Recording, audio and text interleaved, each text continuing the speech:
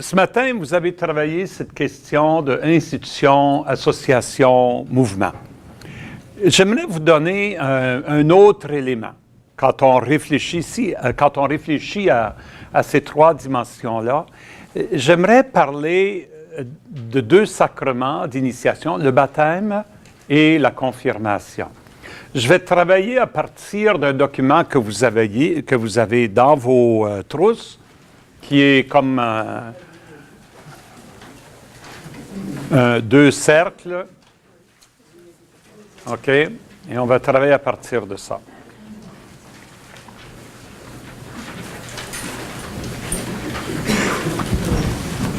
Alors, quand on dit association, évidemment, on parle de regroupement, on parle de communauté. On parle de l'Église comme communauté. Et communauté peut prendre diverses formes. Évidemment, on peut penser tout de suite à la communauté paroissiale. Tu sais, la paroisse, elle a une dimension communautaire évidente. Mais on peut appartenir à d'autres groupes en Église qui forment aussi communauté. Il y a quelques frères du Sacré-Cœur ici, forment communauté, les frères. Les prêtres d'un diocèse forment une communauté qu'on appelle le presbytérium. Il y a des gens qui sont associés d'une communauté religieuse ou l'autre. Ils forment communauté. Il y a des dimensions communautaires. Il y a le néo-catéchuménat ou le mouvement du Cursillo ou bien le renouveau charismatique forment des communautés. Il y a des petites équipes de base qui forment communauté. Il y a diverses formes de communauté dans l'Église, diverses manifestations de la dimension communautaire. Et il y a la dimension mouvement, la cause de Jésus qui est le royaume de Dieu. Comment on s'implique pour sa cause à lui? Parce que si Jésus a fondé son Église, c'est d'abord parce qu'il avait une cause. C'était un mouvement qui est venu danser sur la terre et puis il a ramassé des gens qui prendraient à cœur cette cause-là. Et c'est ça, être une Église en sortie, c'est être une Église qui prend au sérieux la mission de Jésus puis qui dit, nous allons continuer cette mission-là dans le monde d'aujourd'hui. C'est ça l'Église en sortie. Jésus, dans sa vie, au début de son ministère, il y a eu un événement qui l'a beaucoup marqué, ça a été son baptême. Et lors de son baptême, parce que vous savez, tout commence avec le baptême, hein? Avant le baptême, il n'y a vraiment rien qui se passe. Là, on a peu de récits à propos de Jésus. Saint Luc nous parle à propos il y a des récits de sa naissance, puis Saint Matthieu autour de sa naissance, puis Saint Luc nous rapporte un événement quand il était adolescent, mais tout commence vraiment avec le baptême. Et qu'est-ce qui arrive dans le baptême? Il y a une voix qui vient du ciel puis qui dit « Celui-ci est mon fils, mon bien-aimé, mon élu. Hein, c'est mon fils. » C'est comme s'il découvre son identité d'être fils de Dieu. Et dans le baptême, nous aussi, nous découvrons notre identité. Dans le baptême, nous devenons fils et filles de Dieu. Et parce que nous sommes fils et filles de Dieu, nous devenons frères et sœurs les uns des autres. Par le baptême, nous entrons dans la grande communauté de l'Église. Et le baptême nous donne notre identité et notre appartenance. Notre baptême nous donne notre identité et notre appartenance. Si c'était tout, on ne parlerait pas du mouvement, on parlerait juste de l'aspect communautaire, de l'aspect, la dimension association, parce que baptisé, je vis ma relation avec le Seigneur, je vis ma relation avec mes frères et mes sœurs dans la foi. Nous nous rencontrons ensemble pour écouter la parole de Dieu, pour l'approfondir, pour célébrer son amour, pour vivre cette fraternité ensemble les uns avec les autres, l'amour qui nous unit. Et puis ça serait la fin de l'histoire. Mais ce n'est pas la fin de l'histoire. Parce que Jésus, après son baptême, qu'est-ce qu'il a fait? Il est allé faire une retraite au désert pendant 40 jours. J'aime penser que dans le désert, il a réfléchi à l'expérience de son baptême, à cette voix qui est venue du ciel. Puis il a commencé à approfondir ce que ça voulait dire, tout ce que ça pouvait impliquer.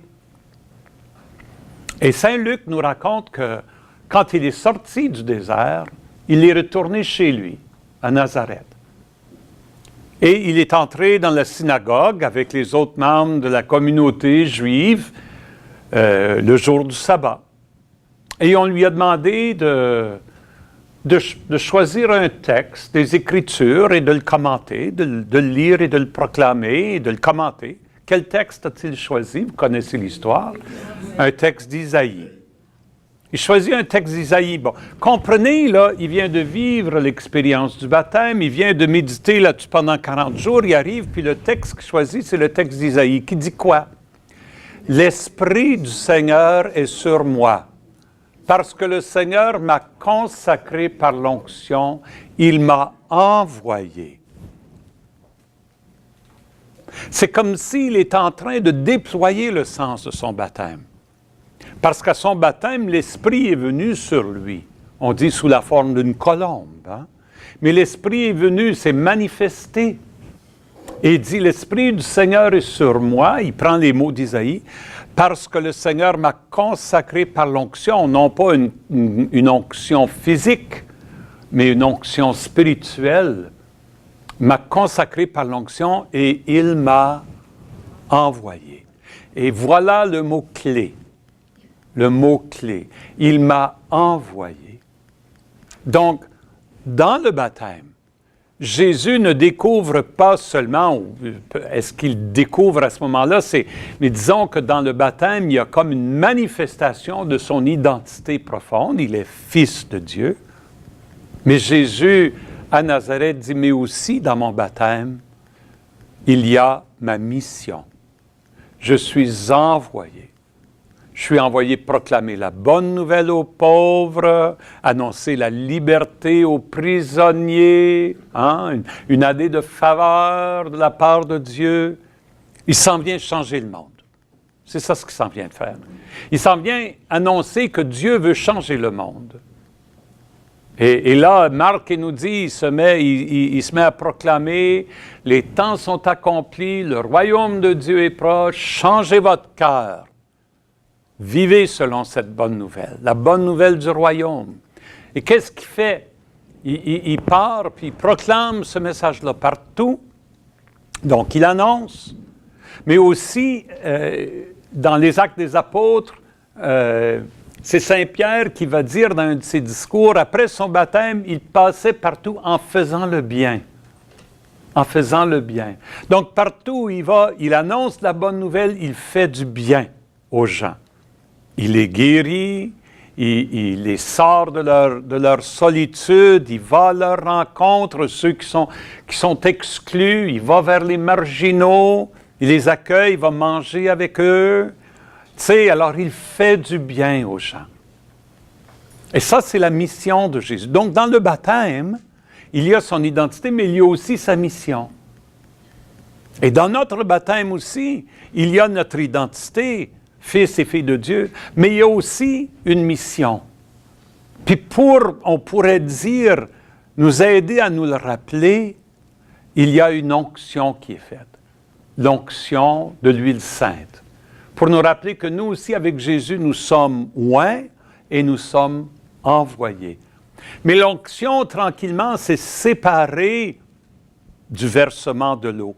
C'est devenu un sacrement séparé, le sacrement de la confirmation. Et au fil des siècles, la confirmation a comme été détachée du baptême. Mais ce que je veux vous proposer aujourd'hui, c'est qu'il faut le rattacher au baptême. Les orthodoxes le gardent comme ça, puis quand on reçoit un adulte qui devient chrétien, on le baptise et on le confirme tout de suite. Les deux vont ensemble, parce que le baptême, c'est comme le sacrement qui rassemble l'Église, qui fait de nous des frères et des sœurs, mais la confirmation, c'est le sacrement qui nous envoie.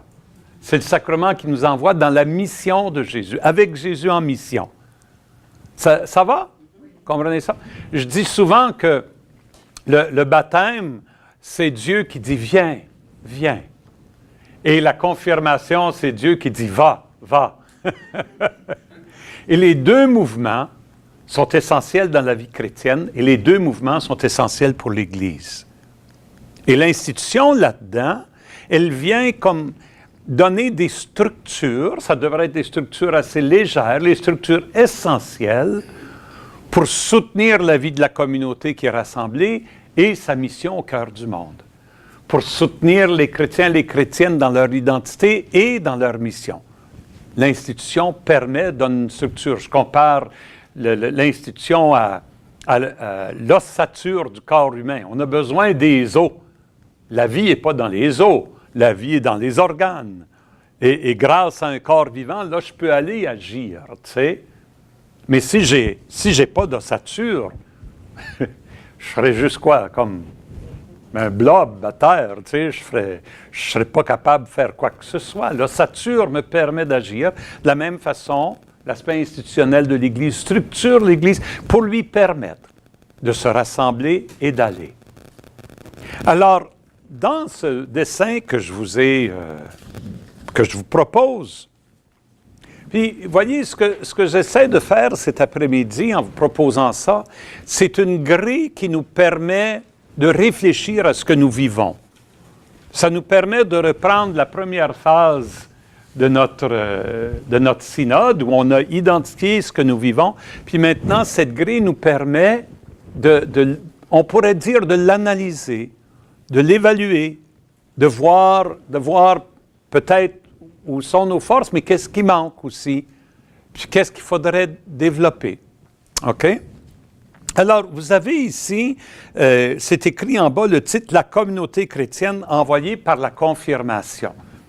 Bon, le cercle intérieur, vous voyez, les flèches vont vers Jésus. Est-ce que vous voyez ça? Oui. Le cercle intérieur, les flèches vont vers Jésus. Ça c'est le baptême qui nous rassemble autour de Jésus. Mais à l'extérieur du cercle, les flèches vont vers l'extérieur. Ça, c'est la confirmation qui nous envoie. C'est la confirmation qui nous envoie. Donc, les deux mouvements, le mouvement d'association, de communauté, le mouvement de mission ou d'envoi. Et c'est ça ce qui fait une Église en santé, c'est ça ce qui fait un chrétien, une chrétienne qui vit complètement sa mission. Mais là, j'ai comme 3 axes. Disons que je prends l'axe qui va en haut vers la gauche, qui part du centre puis qui va vers la gauche, en haut. Vous voyez, il y a Jésus au centre. Puis après ça, dans le petit cercle intérieur, à côté de Jésus, on voit quel mot? Prophète. Puis après ça, on voit catéchèse. Puis après ça, je m'en vais en haut à gauche, là, toujours, OK? Donc, Jésus, prophète, catéchèse, puis après ça, je vois parole, et ensuite, je vois évangélisation. Alors, ça, c'est un axe. Je vais parler de 3 axes. Les 3 axes qu'on identifie traditionnellement comme prêtre, prophète et roi. Vous avez déjà entendu ces 3 expressions-là? Au moment du baptême, quand on baptise un enfant, on prend un peu de Saint-Crème, puis on fait un signe de croix avec le Saint-Crème sur le haut de sa tête. C'est comme une préfiguration du baptême. C'est comme ça annonce, de la confirmation. Ça annonce la confirmation qui va venir. Puis on dit maintenant que tu es baptisé, tu es membre du Christ, prêtre, prophète et roi. OK? Donc Jésus, comme le prophète, c'est celui qui annonce la bonne nouvelle. L'Esprit du Seigneur est sur moi, il m'a envoyé à porter la bonne nouvelle aux pauvres. Il m'envoie annoncer. Il est prophète. Et de fait, on dit, il est le grand prophète. Il est le grand prophète. Et même Saint Jean, dans son évangile, va dire, il est la parole vivante de Dieu. Au commencement était la parole, et la parole était avec Dieu, et la parole était Dieu. Et un peu plus tard, il va dire, et la parole s'est fait chair, et elle a habité parmi nous. Tu sais, d'abord, ça, c'est Jésus qui est la parole éternelle de Dieu. Donc, celui qui parle au nom de Dieu, qui annonce la bonne nouvelle. Donc, si on se rassemble comme communauté pour écouter sa parole, Ça, on appelle ça, tout ça, là, chaque fois qu'on se rassemble pour écouter la parole, pour l'approfondir, pour comprendre son sens, ça, c'est la catéchèse. La catéchèse, puis là, je ne voudrais pas qu'on pense tout de suite la catéchèse des enfants. OK? Parce que la catéchèse des enfants, c'est une forme spécifique et très particulière de la catéchèse. C'est aider les enfants à découvrir la parole de Dieu. Mais ce qui est beaucoup plus important en communauté, c'est quoi? Aider les adultes à accueillir la parole de Dieu, à la méditer, à la comprendre. Donc, la catéchèse, on en fait quand on est seul et puis qu'on ouvre la parole de Dieu, puis qu'on la lit, puis qu'on la médite. On l'a fait quand on suit un cours de Bible ou lorsqu'on va à l'Internet trouver qu'est-ce que tel passage peut vouloir dire. Lorsqu'on écoute l'homélie le dimanche, c'est une forme de catéchèse. Lorsqu'on va à l'Internet trouver les homélies du pape. Lorsqu'on lit un bon livre, sur la parole de Dieu, tout ça, c'est des formes variées de catéchèse. Des petits groupes qui se rencontrent pour partager, de réfléchir ensemble sur la parole de Dieu. C'est une forme de catéchèse. Donc, catéchèse, ça prend toutes sortes de formes. C'est clair? Aussi longtemps qu'on est en train d'essayer de connaître Jésus dans les Écritures, on est en train de faire de la catéchèse. OK? Donc, ça, c'est la communauté rassemblée. C'est tout autour du mot « parole ». Parole. Mais la mission de Jésus, c'est d'aller annoncer cette parole-là au monde, et en particulier aux pauvres, à ceux qui ont faim et soif, ils ne savent même pas de quoi, mais ils ont faim et soif. Alors, si nous prenons la mission de Jésus au sérieux, nous voulons à notre tour aller annoncer cette bonne nouvelle-là. Nous voulons la partager avec les autres. Et ça fait partie de la vie de confirmer que d'être une qui est capable, Saint Pierre, une très belle expression dans sa première lettre, être capable d'expliquer la raison de mon espérance. Expliquer la raison de mon espérance. Quand quelqu'un me voit, continuellement engagé, donné, heureux, joyeux, il peut dire, pourquoi tu fais ça? Pourquoi tu fais ça?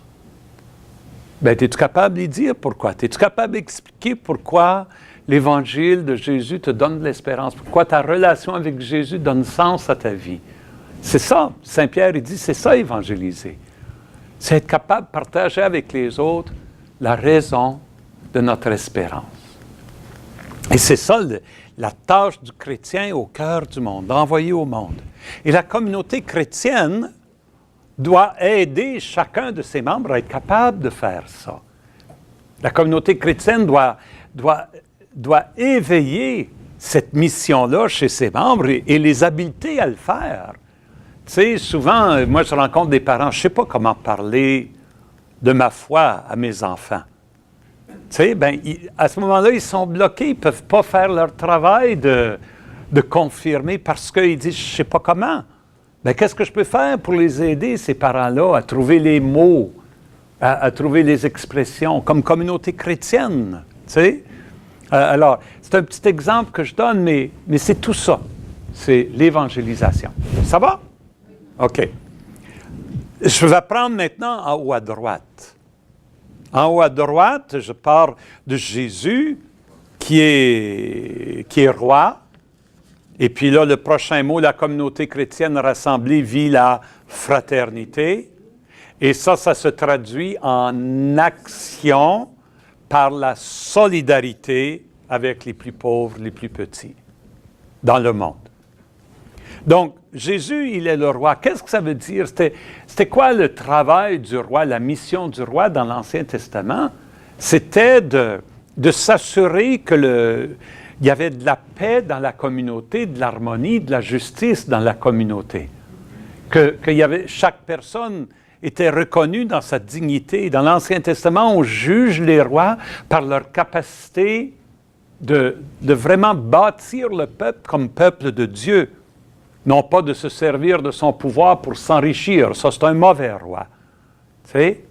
Mais le vrai roi, le bon roi, c'est celui qui va s'occuper du peuple pour s'assurer, oui, c'est ça, qu'il y ait de la paix, de la justice et de la joie. Et c'est l'expression dont saint Paul va se servir pour définir le royaume. Il va dire le royaume de Dieu, il est justice, paix et joie dans l'Esprit Saint. Bâtir la justice, la paix et la joie.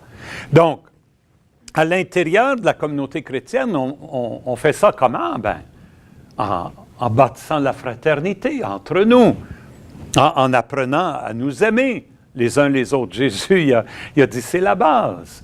Aimez-vous les uns les autres comme je vous ai aimé. Et le soir avant de mourir, il lave les pieds de ses disciples. C'est un exemple que je vous donne pour que vous fassiez de même, vous aussi, les uns pour les autres. Être au service les uns des autres. C'est ça la fraternité chrétienne que nous sommes appelés à vivre ensemble. C'est au niveau de l'action. Mais cette harmonie, ce souci que nous avons les uns des autres dans la communauté chrétienne, il doit, on pourrait dire, se traduire aussi par un souci pour ceux qui ne sont pas de la communauté. Pour ceux dans le monde qui vivent l'injustice, qui n'ont pas de joie, qui sont victimes de violence, qui sont opprimés, qui ne sont pas reconnus dans leur dignité. Et ça, c'est la solidarité. La solidarité, c'est d'aller rendre le monde plus humain. Ça aussi, ça fait partie de ma vie de confirmé. Y en a-tu ici qui sont impliqués dans des organismes communautaires qui essaient de faire du bien dans leur communauté? Pas dans l'Église, je parle des organismes communautaires là, qui essaient de faire du bien dans leur communauté. Y en a-tu? Y en a-tu quelques-uns? Bon. C'est quel organisme? Moi, c'est simplement dans mon milieu. Dans ton milieu. Y en a-tu qui peuvent nommer un organisme ou l'autre dans lequel ils sont impliqués, qui essaient de faire du bien? Action Santé Outaouais. Action Santé Outaouais. Bon, le GETAMI. L'association de mon quartier. Bon, la maison, mon quartier. Le Centre La Pietà. Vous voyez, c'est quand vous êtes en train de faire ça, quand vous occupez de votre voisin et de votre voisine, quand vous allez visiter des gens que vous ne connaissez pas dans une maison, vous êtes en train de vivre votre confirmation. Vous êtes en train de vivre l'Église en sortie. C'est ça. Et ce que je trouve parfois, tu sais, c'est typique. Souvent dans les paroisses, on organise une fête des bénévoles. Puis on fête tous les bénévoles qui sont impliqués dans l'Église. Mais qu'est-ce qu'on fait de tous nos bénévoles qui sont en train de vivre leur confirmation dans le monde? Est-ce qu'on les fête? Est-ce qu'on les souligne? Est-ce qu'on les célèbre?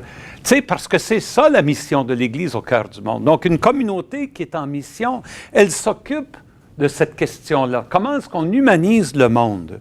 Comment est-ce qu'on va vers ceux qui sont aux marges de la société pour les intégrer? Parce que Jésus, lui, passait en faisant le bien. Et est-ce que nous ne sommes pas appelés, si nous sommes des apôtres de Jésus, à notre tour d'aller faire du bien au cœur du monde?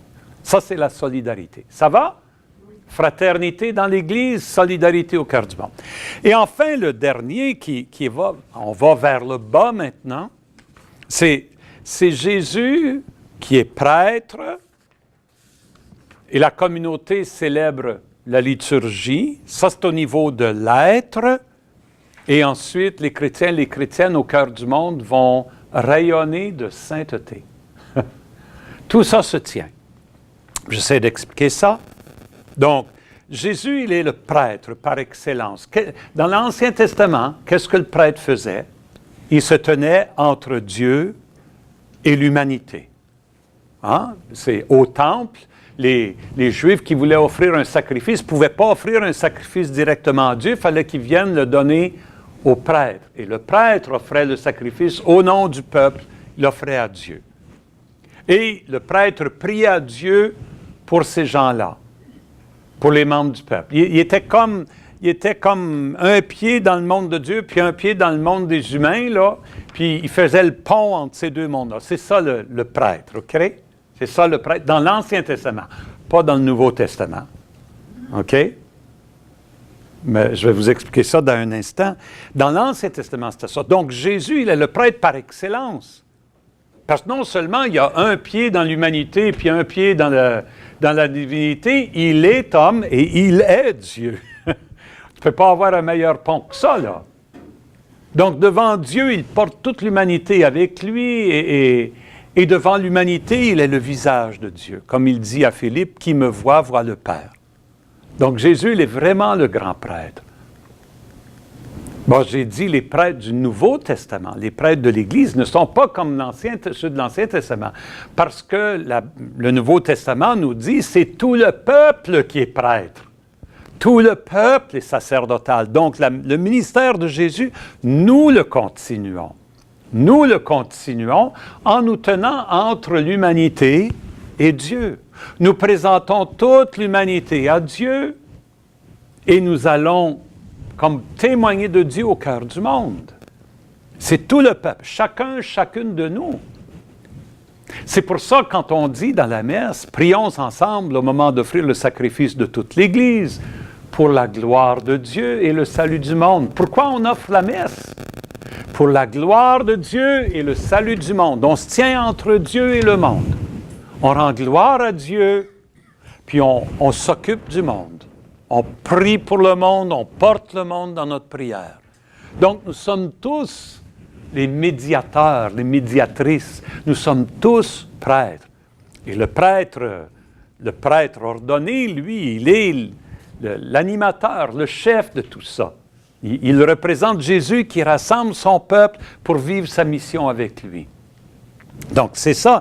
Le peuple se rassemble par le baptême pour célébrer la liturgie. Ça, c'est au niveau de l'être. C'est parce que là, dans la liturgie, on a comme un contact avec Dieu.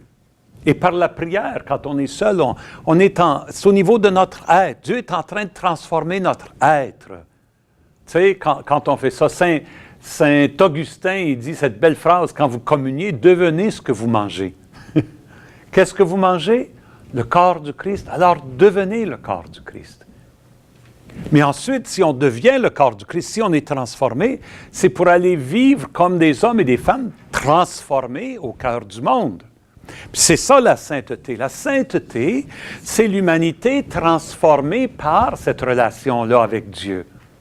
C'est nous, hommes et femmes, transformés par l'Esprit qui est en nous.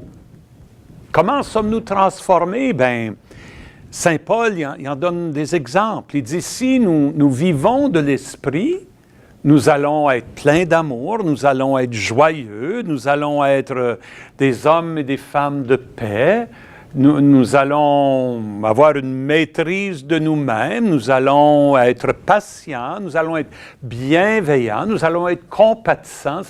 Lui appelle ça les fruits de l'Esprit. Il en nomme 9, mais la liste n'est pas finie. C'est que nos attitudes, nos valeurs sont transformées par l'Esprit. Et nous allons vivre avec ces attitudes, ces valeurs transformées au cœur du monde.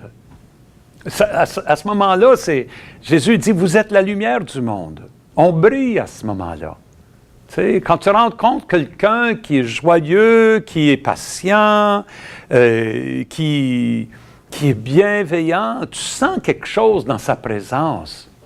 Quelque chose de différent. C'est ça, il est en train de briller par sa sainteté. Il y en a qui vont dire, bien, il n'y a pas juste les chrétiens qui peuvent être joyeux et patients. Ben non, l'Esprit ne travaille pas juste le cœur des chrétiens, il travaille le cœur d'autres personnes aussi.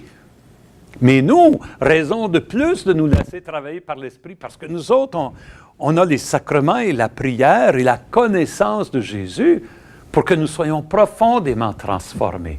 Ça, c'est dans la lettre aux Romains. Saint Paul, il dit, votre vrai culte, c'est quoi? Votre vrai culte spirituel, c'est de vous laisser transformer dans votre façon d'être.